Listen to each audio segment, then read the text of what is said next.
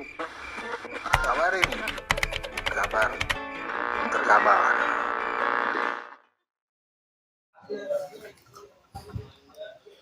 Bismillahirrahmanirrahim. Assalamualaikum warahmatullahi wabarakatuh. Buat Roy Suryo, ijazahnya Pak Jokowi itu palsu.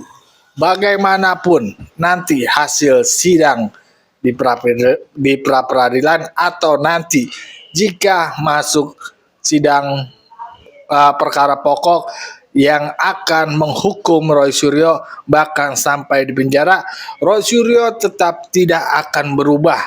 Bahwasannya menurut Roy Suryo ijazahnya Pak Jokowi tetap palsu. Jadi kagak bakal ngaruh tuh hukuman yang akan dikenai oleh Roy Suryo. Nggak tahu ya kalau Tipa, tapi buat Roy Suryo itu tetap palsu. Bagaimanapun jalannya persidangan dan apapun nanti keputusannya. Ya, apalagi sampai benar dia menang di pengadilan. Wah, makin gacor tuh. Congore, congore. Suaranya makin gacor, makin ngegas. Dan ini bahkan bisa berbahaya buat Pak Jokowi. Tapi itu nggak bakal mungkin terjadi. Karena otoritas yang memberikan atau mengeluarkan ijazahnya itu sudah berbicara bahwasannya ijazahnya Pak Jokowi itu asli.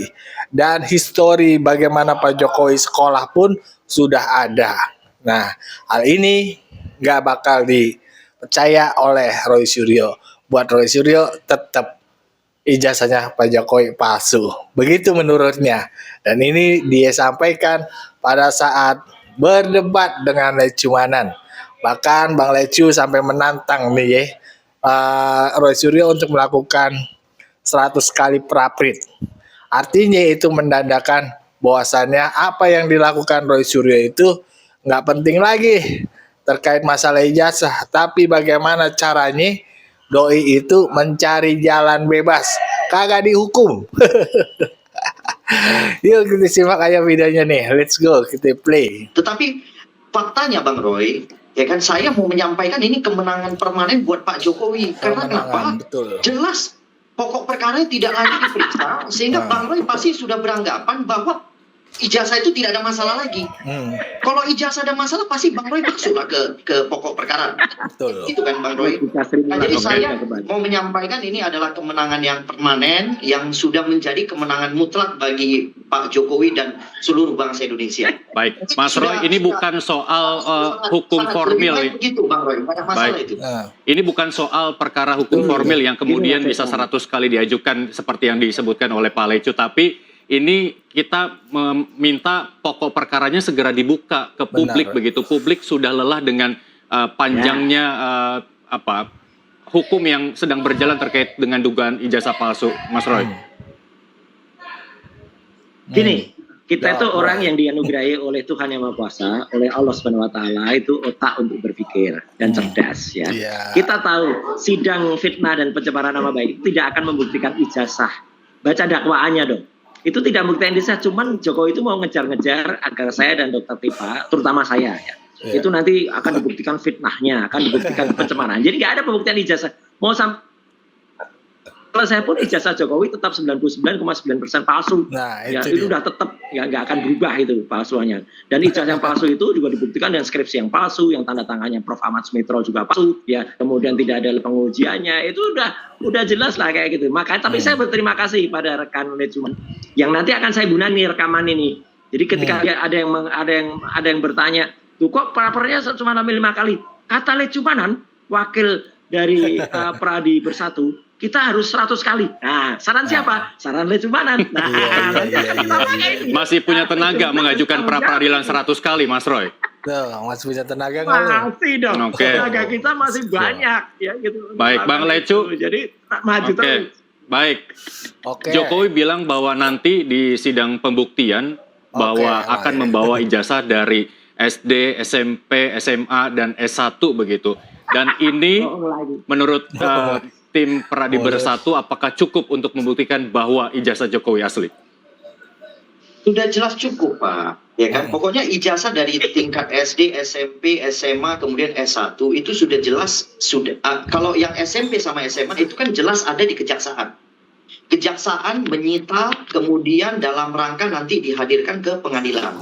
Nah, otomatis ketika nanti ya, tapi kan kita nggak bisa menebak ini kapan terjadinya itu. Menurut saya nggak bisa lagi kita pastikan itu kapan terjadi. Karena kenapa?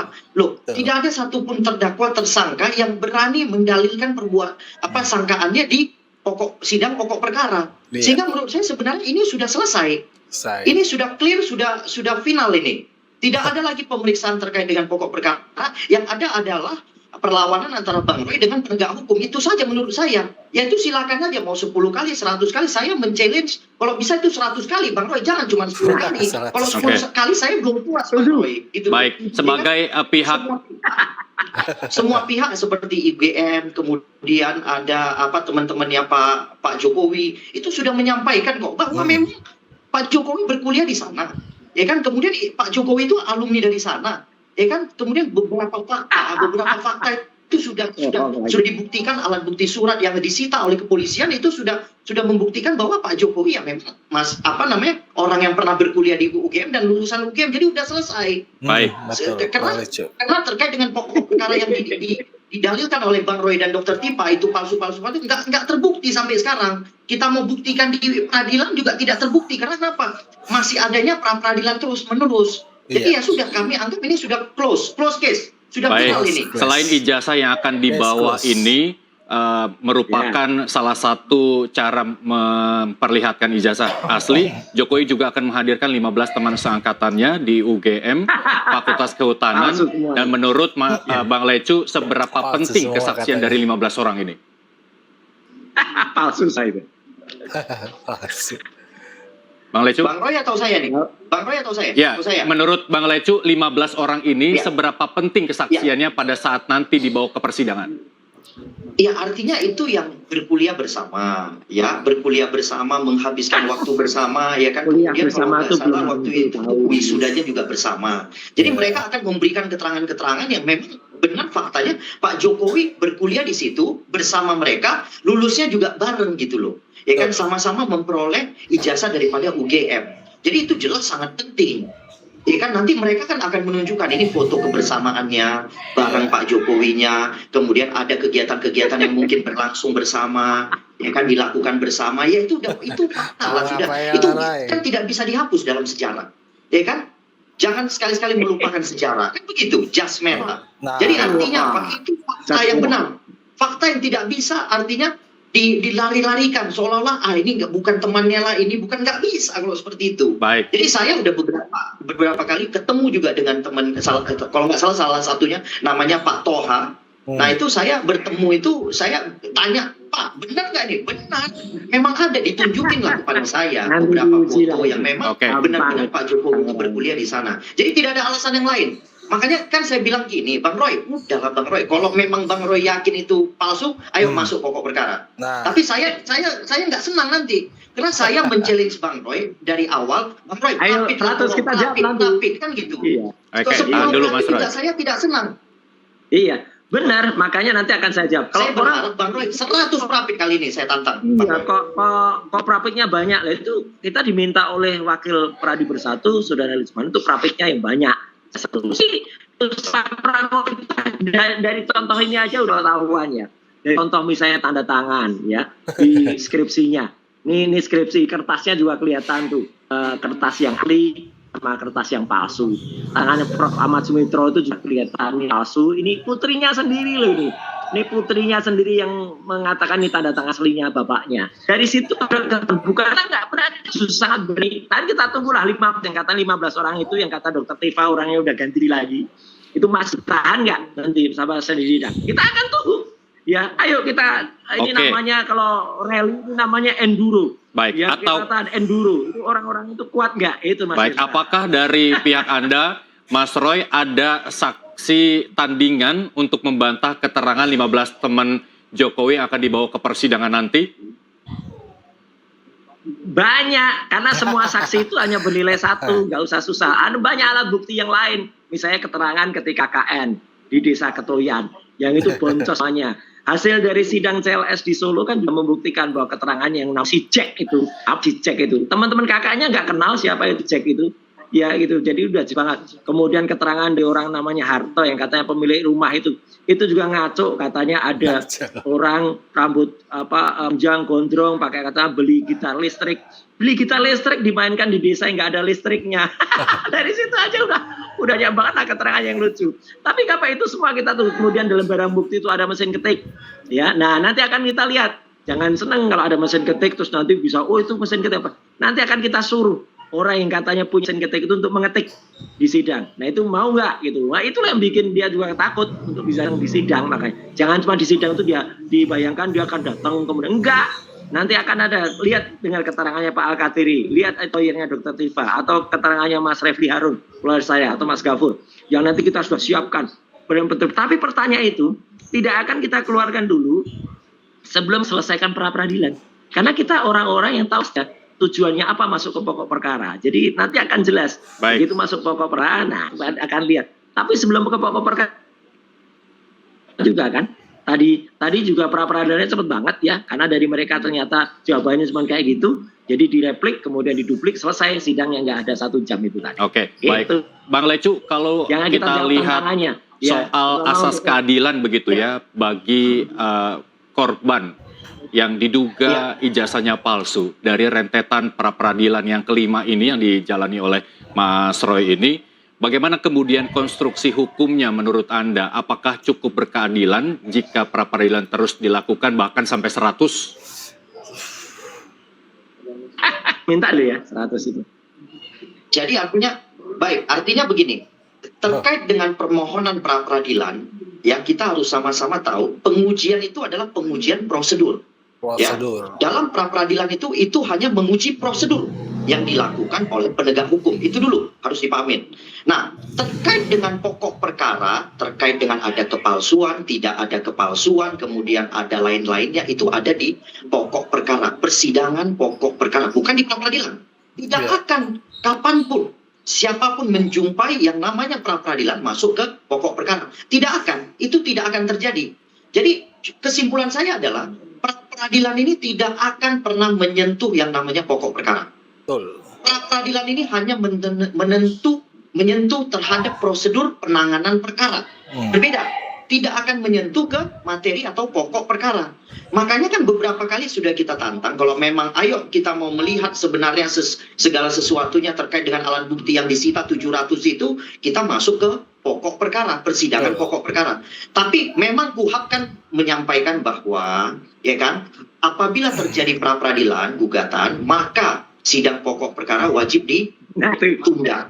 ditunda dulu, ya. Nah, karena Bang Roy sudah mengajukan duluan, ya kita menghormati itu. Oke. Ya, kita menghormati proses itu, ya kita nggak apa-apa. Saya kan udah bilang. Cuman Bang Roy jangan cuma 10. Baik, artinya menghormati pra-peradilan itu tadi. Baik, pokok perkara ini artinya tidak akan cepat terwujud kalau tadi Bang Lecu bilang mau 100 sekalipun pra-peradilan yang diajukan oleh Mas Roy sebelum itu kasasi dan juga peninjauan kembali masih berproses begitu ya. Nah, kapan ini akan selesai pertanyaannya Bang Lecu? Ya, kalau ditanya kapan selesai, ya tergantung Roy Suryo. Pra-peradilan ini sampai berapa? Itu dia lah ya. Ya ditunggu-tunggu Pak Roy. Ya bagaimana nih ente mau masuk sidang perkara pokok? Berani kagak? Kan situ ingin membuktikan kebenaran bahwasannya ijazahnya Pak Jokowi palsu. Buktikan kalau Pak Jokowi yakin beliau itu ya gua sekolah di sana, berkuliah di sana, temannya ada, mengikuti ujian yang ada, mendapatkan ijazah dan lulus artinya. Yang menjalankan kan Pak Jokowi sendiri. Bukan Roy Suryo atau Refli atau Tipa, yang menjalankan Pak Jokowi, bos. Dan teman-temannya sebagai bukti bahwasannya Pak Jokowi itu benar, sekolah di sana, ya kuliah di sana bahasanya. Dan itu ada, itu fakta-fakta yang nggak bisa dipungkiri ya. Kalau saksi-saksinya Roy Suryo, Refli Harun, Al-Katiri, yang semuanya itu hanya berdasarkan katanya atau informasi yang ngalur ngidul belum jelas. Kalau teman-temannya Pak Jokowi dan UGM itu, yaitu sumbernya saksi. Nggak bisa dipungkiri. Dan jelas ya, kemarin pun di Rakyat Bersuara itu Roy Suryo mengungkapkan nilai Pak Jokowi, bagaimana Pak Jokowi, hasil nilainya. Di situ udah dibilang, artinya di situ Pak Jokowi ya mengikuti setiap pelajaran atau urutan atau kegiatan yang memang ada di UGM ya, untuk menjadi mahasiswa di sana. Itu udah jelas. Bahkan di Rakyat Bersuara itu Roy Suryo yang so tahu pun kena semprot sama mahasiswi. Yang katanya nilainya C kagak mungkin lulus, ada yang ngebantai bahwasannya nilainya tuh lulus, kalau C bisa lulus. Dari situ aja udah kita bilang ngadi nih. Nah, disitulah ya tadi gue bilang pertama di pembukaan bahwasannya ya apapun pandangan Roy Suryo atau fakta kebenaran yang ada dari Pak Jokowi itu tidak membuat Roy Suryo mengatakan bahwasannya ijazahnya Pak Jokowi asli. Nggak akan. Walaupun dia nanti pun divonis bersalah. Lah bagaimana menurut pandangan sobat-sobat? Berikan pandangannya di kolom komentar. Wassalamualaikum warahmatullahi wabarakatuh.